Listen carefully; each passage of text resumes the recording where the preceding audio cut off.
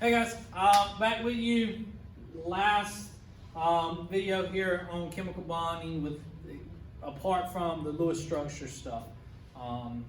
So molecular geometry. Just want to talk to you just real quick about molecular geometry. It's not tested. We don't have to go into that. If you want to look through that section, I would advise that kind of flipping through that section in the textbook 197 to 202. But don't worry about learning it, but knowing a little bit about it kind of helps you, okay? So molecular geometry, once again, molecular means molecular compounds, covalently bonded atoms, right? So the shape of molecules is determined by the number of bonds and the number of unshared electrons around the central atom. So that's going to make a little bit more sense to you when we do the Lewis structures and you see how many bonds an atom has and how many unshared electrons it has. But what we're saying is, once these things have bonded together, and how many bonds they have and how many unshared electrons they have will tell us about how the shape of the atom is going to be. So just because there's three atoms bonding together, not all the time is those three atoms going to bond together and form the exact same shape. Sometimes they will bond together and they will be linear, like this. And sometimes they'll bond together and they will be bent like this, okay? And if there's four atoms, then there's different possibilities, and there's five atoms, there's different possibilities, all that good stuff. And it's going to depend on how many bonds and then how many unshared electrons is on this central atom here, okay? So, in general, the repulsion between valence electrons causes the set of electrons to be as far away from each other as possible. So what happens is the electrons want to be as far away from other electrons as they can possibly get, and those unshared electrons trying to get as far away from the others as possible tends to create some bending, as I showed you just a second ago, some bending in the shape. Not always linear, but sometimes they kind of force and bend away from each other to try to give those unshared electrons as much room as possible. Okay, so that's just a real brief overview that says, hey, shape is determined by this thing. Now, and we're going to talk about polarity again in just a second here. Being a polar bond versus an a non-polar bond for these covalent compounds. And part of polarity of the whole molecule is dependent upon the molecular geometry. So we can understand it, but we're not going to get a full understanding unless we dove into that, and we don't want to have to dive into that, to be completely honest with you. Okay? So, intermolecular forces. I alluded to intermolecular forces when we were talking about the difference between ionic compounds and molecular compounds. And ionic compounds, those that have ionic bonds, and the forces that hold them together is the ionic bonding. And then we have molecular compounds. And inside the molecular compounds, we have these intramolecular forces. That is the covalent bonds themselves, either polar or nonpolar. And then holding one molecule to another molecule is what we refer to as intermolecular forces. So we're going to talk about intermolecular forces today, okay? So the forces of attraction between molecules are intermolecular forces. The forces of attraction between molecules. So from one molecule to another molecule. So if you have an H 2O molecule and then you have another H2O molecule, the attraction between this molecule and this molecule, what's attracting these guys, one molecule to another, that is an intermolecular force. An intermolecular force. What's inside of those, what's bonding inside here, in this one molecule, what's bonding the hydrogen to the oxygen and this hydrogen to the oxygen, that is an intramolecular force. These are covalent bonds, okay? What's holding one molecule to another molecule, we don't actually refer to as bond, we refer to them as forces. Intermolecular forces. Intermolecular forces. Intermolecular forces are generally weaker than the covalent bonds, weaker than ionic bonding, and weaker than metallic bonding. So we have the three types of bonding: ionic bonding, covalent bonding, and metallic bonding. All of those are stronger than intermolecular forces, okay? Intermolecular forces is this stuff holding one molecule onto another molecule, okay? All right? Yes, intermolecular forces. Inter, between, intra, inside of, okay? Now, intermolecular forces. We're going to talk about three different types of intermolecular forces eventually, okay? The strongest intermolecular force exists between polar molecules. All right, so let me start out by saying this. Okay, when we have a polar molecule, you can have well, I'll back it up. You can have two ions that are attracted to each other because of opposite in charge. You can have an ion that is attracted to a polar molecule, because remember, a polar molecule can have a partial positive and a partial negative side. So there can be some attraction there. Or you can have two polar molecules that are attracted to each other, the partial positive, partial negative ends, right? And then there can be another scenario that we'll get to in a second. So you have all these different types of intermolecular forces that can be taking place, except for the first one, when you say ion to ion, that's not intermolecular, that's just ionic bonding there. Okay? So the strongest intermolecular forces exist between polar molecules. So remember, you have polar molecules and non-polar molecules. Polar molecules is the ones that had partial positive, partial negative, because you had that unequal sharing of electrons, okay? Polar molecules act like small dipoles due to their uneven distribution of charge. What is a dipole? A dipole is created when you have an equal but opposite charge that are separated by a short distance. So once again, think magnets. You have one end of the magnet's positive, the other end of the magnet's negative. This difference in charge separated by a short distance is referred to as a dipole, okay? So this is what a dipole, or sometimes referred to as a dipole moment, as you see here. So if you had this hydrochloric acid bond here, so the hydrogen bonded with chlorine, once again, chlorine is the more electronegative. If you go back and you look at your electronegative, chlorine is 3.0, hydrogen is 2.1, 3 minus 2.1 gives you 0.9. That's in the polar range between the 0.3 and the 1.7, right? So it's definitely polar. That polar means unequal sharing of electrons. The electrons are closer to the chlorine, so it ends up with a partial negative, and you end up with a partial positive for the hydrogen, okay? So if you think of it as being like a link in a chain, so to speak, you have one end of the chain is positive, the other end of the chain is being negative. Or you want to think of it like a Lego, you got the male end of the Lego and then the female end of the Lego, where they would group together. Are you with me? So, all right. So when we draw these dipoles, we draw an arrow with a plus sign on the positive end. So the arrow is pointing towards the negative, and you have a plus on the beginning end of the arrow where the partial positive is. Okay, partial positive. This is what we refer to as a dipole here, so we'll draw that out, okay? Polar molecules act like small dipoles, okay? So this is kind of a mess here to begin with, but then it kind of simplifies for you, okay? So one of the types of intermolecular forces we'll talk about is a dipole-dipole force. That is a dipole reacting with another dipole. So when I drew on the board water reacting with another water molecule, that was a dipole-dipole force, okay? So getting a little more detail, you can kind of see with the picture up here, all right? So let me talk about it, and then I'll talk about the picture. The negative region of one molecule is attracted to the positive region of another molecule. Remember, if it is a polar molecule, that means it has a positive end and a negative end, a positive part and a negative part. The whole thing is neutral, but it has a positive side and a negative side. They're just equal and opposite, making the whole thing neutral, okay? So the positive end of one region is attracted to the negative end of another atom. Just like you could have an ion, a positive ion is going to be attracted to a negative ion, or a positive side of a polar molecule can be attracted to a negative side of another polar molecule. So they have this attraction between them. That attraction between them would be an intermolecular force. More specifically, it would be a dipole force. Okay?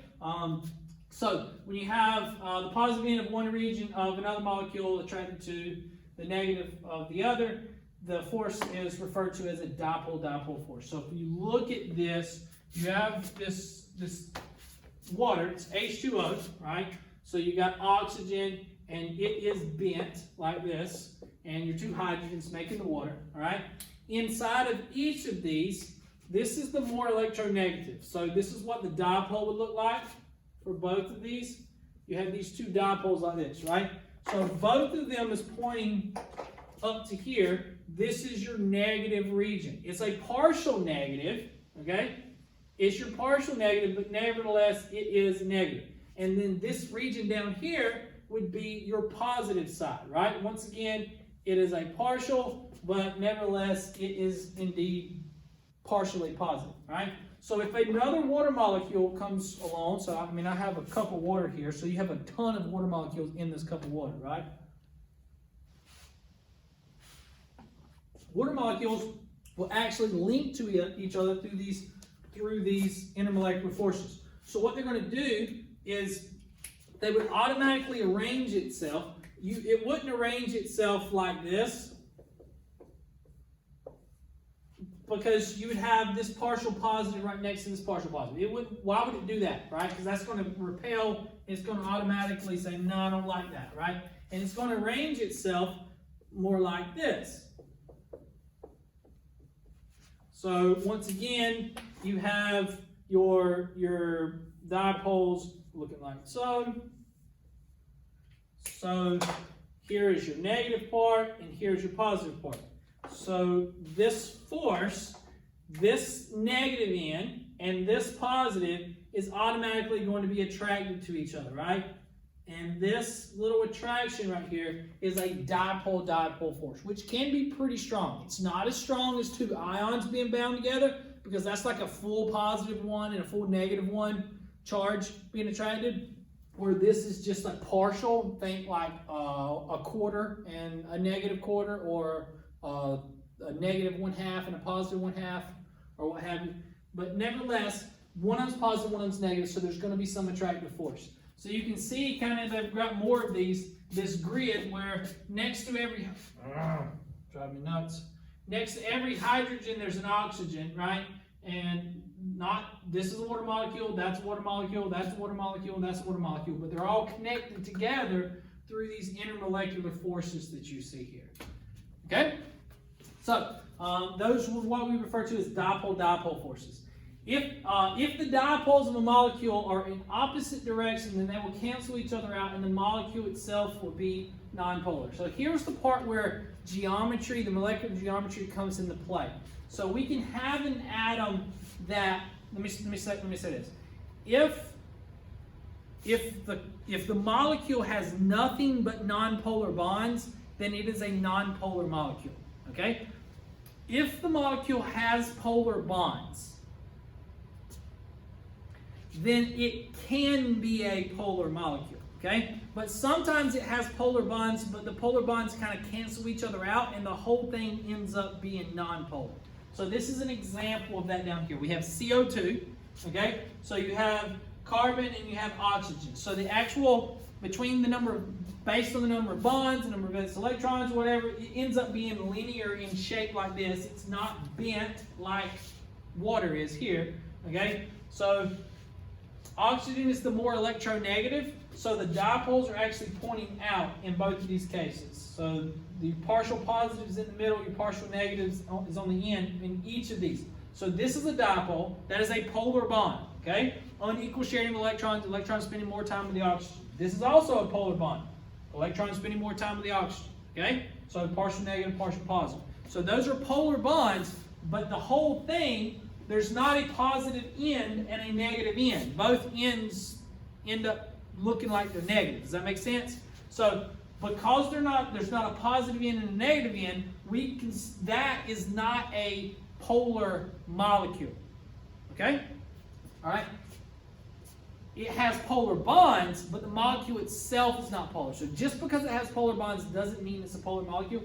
I know if we wanted to, we could ask questions that would be really confusing for you to answer, but we're not going to do that, okay? So in order for you to do that, you'd have to know more about molecular geometry than what we're going to get into, Okay? So in general, understand that, you know, if it's only nonpolar bonds, then it is indeed nonpolar. Okay? But if it has polar bonds, then it can be a polar molecule and have dipoles, or it can be a nonpolar molecule when the polar bonds cancel themselves out.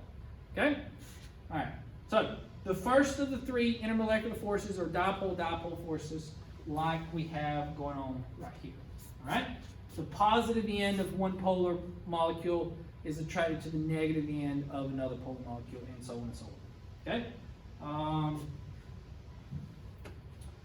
Next, hydrogen bonding. Hydrogen bonding is actually a special type of dipole-dipole force. So it itself is a dipole-dipole, but we classify it separately because it's a bit unique. Okay? So where do we get hydrogen bonding from? Hydrogen bonding is, it comes into play anytime that we have hydrogen bonding with fluorine, with oxygen, or with nitrogen. So hydrogen bonded with fluorine, hydrogen bonded with oxygen, or hydrogen bonded with nitrogen can create these hydrogen bond situations. Okay? It's not actually, don't get confused. Okay, this is hydrogen bonded with oxygen. This is not hydrogen bonds here. Okay, this is still a covalent bond. It is a polar covalent bond. Okay, but what we have here is a situation where the intermolecular force between this and another molecule could be considered not just a dipole-dipole force, but a stronger dipole-dipole force that is referred to as hydrogen bond. Okay? So hydrogen bond, I'll give you an example. Say, hydrogen bonds are stronger than typical dipole-dipole bonds due to the larger differences in electronegativity. So basically, hydrogen, as far as the nonmetals go, hydrogen is pretty low in electronegativity. It's only 2.1. And these guys, this is 4. This guy, oxygen, is 3.5. Nitrogen is 3. So it has, they have high electronegativity. So when we subtract the two, we get pretty strong polar bonds. Okay? So not just a little bit polar, but a lot polar. Okay? So the more polar it is, the greater the difference in electronegativity, the more polar it is, the stronger those intermolecular forces are going to be. Okay? Because the more it's going to be like an ionic bond, which ionic bonds have a really strong force between them because you have a fully positive and a fully negative charge that are attracted to each other instead of just a partial positive and a partial negative like you have with the intermolecular forces. Okay? So this would be the strongest of the intermolecular forces. Hydrogen bond would be the strongest of the intermolecular forces. Okay? Because, once again, the large differences in electronegativity between the molecules, so it makes a rather high partial charges and a rather high partial negatives, so a strong attraction between them. Okay? Strong polarity. The more polar it is. Okay? The closer it is to that 1.7 mark. And once again, you get above 1.7, now we're talking about ionic, and there's been a transfer of the electron. Okay? Hydrogen bond, it has a strong partial positive charge and is attracted to other negative and positive molecules or ions, whether they be fully positive, like an ion, or just a partial positive. Okay? So, if we take, for instance, if we take hydrogen fluoride like this, okay? So hydrogen fluoride, it's going to have a dipole like that, right? Because this is the most electronegative. This is the least electronegative. So this guy's going to be, your positive end's going to be here. If I get rid of the dipole, your negative end's going to be here. Let me put that in a different color. So, positive end. Man, I'm just getting fancy with the markers here. Negative end. Okay? If we take another, anything, it could be an ion, it could be another polar bond, it doesn't matter. But let's just say we have another one of these guys. So we have another hydrofluoric. It could be, we could write it like this, or we could bond it like this. Technically, it could flip around, whatever. But understand that this guy's positive, right? And the fluorine is the negative. The way the dipole works, it's going to point towards the fluorine, right? So you end up with a partial positive end and partial negative end, and then you have partial positive, partial negative. So if this guy is sitting here, which one of these two do you think that it's going to bond with, right? These two partial negatives, they're not going to want to be around each other. So it would not bond like this. This guy wouldn't be sitting here close to it like this, right? It wouldn't happen, all right? On the other hand, this is something that it'd be interested in because you have a partial positive and you have a partial negative, right?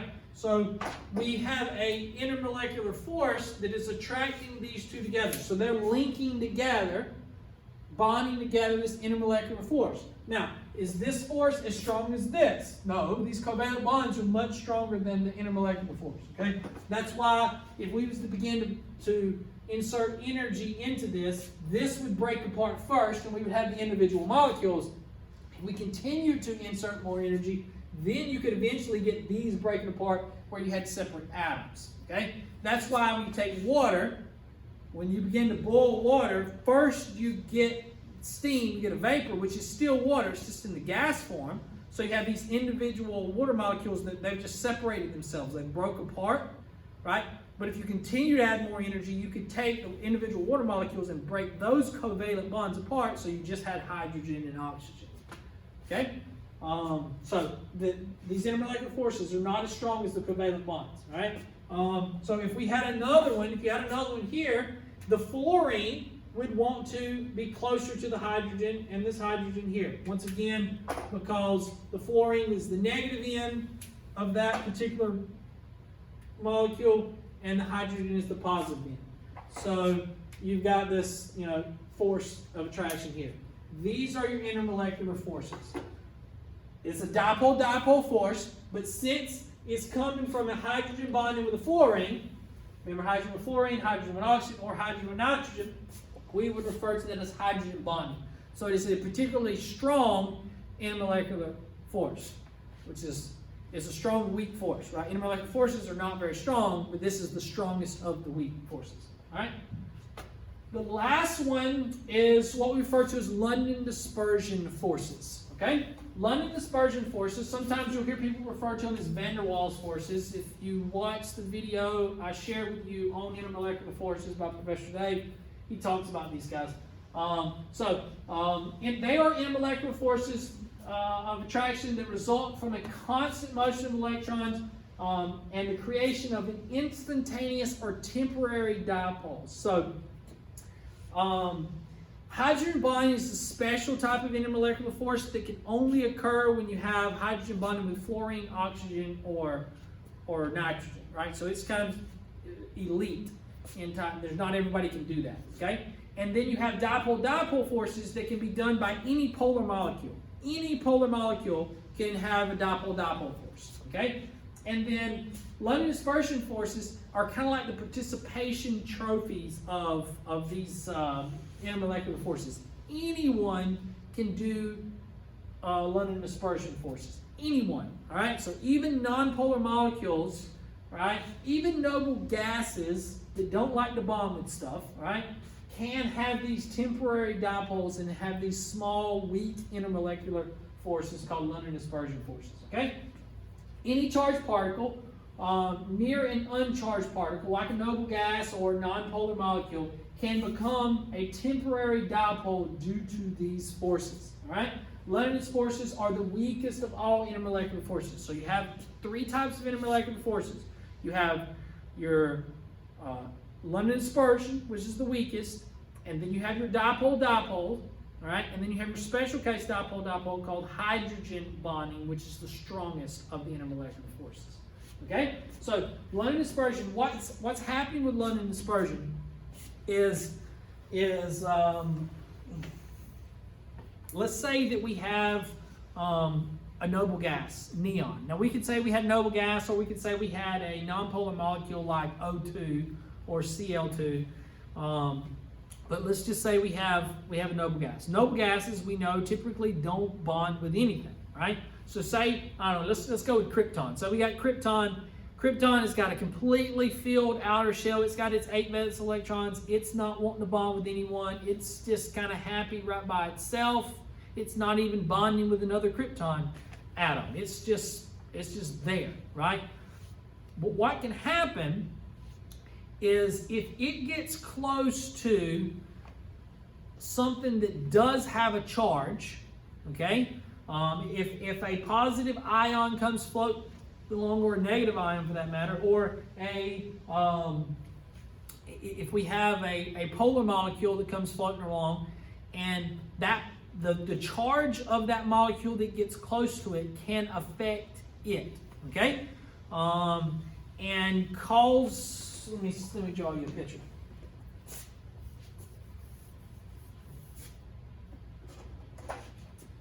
There's actually kind of two scenarios. I'm just going to draw the outer shell here. So let's not even waste time with the others. Okay. So you have your 1, 2, 3, 4, 5, 6, 7, 8. Okay. That's the first scenario. And these 8 electrons are kind of separated from each other. They're scattered around, right?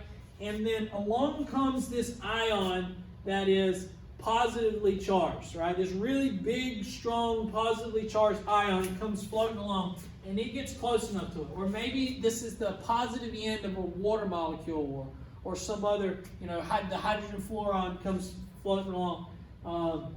And this positive force is going to have an effect on these electrons, right? So what can happen sometimes is it can pull these electrons in closer to it. So this guy comes a little closer here, this guy comes a little closer here, this guy comes a little closer here, this guy comes a little closer here, right? And all of a sudden, the next thing you know, because these electrons are attracted to this positive force, the next thing you know, if you're looking at this, you kind of cut that in half here, it's no longer balanced. Now we have more negatives on one side than we do on the other side.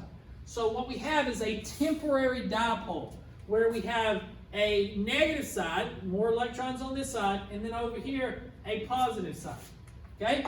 So we've created the strong positive charge, created a temporary dipole because the electrons kind of run to it, it was attracted to it, and it created an imbalance inside of this krypton atom, and now we have a temporary dipole where it's positive, a negative on this side and positive on this side. And of course, this negative is going to be attracted to this positive, so sometimes it'll actually bond together for just a little while, okay? It'll bond together with this ion. Now eventually what happens is it bonds together, and these electrons, they don't like being so close to each other, so the repulsion takes over, they spread back out, and then when they spread back out and it moves back over here, like so, now the dipole is lost, this guy floats away, this guy floats away, and they're not bonded together anymore. So it's not a very strong bond, it doesn't last very long, but it is a temporary dipole that's created just by being around another positive ion.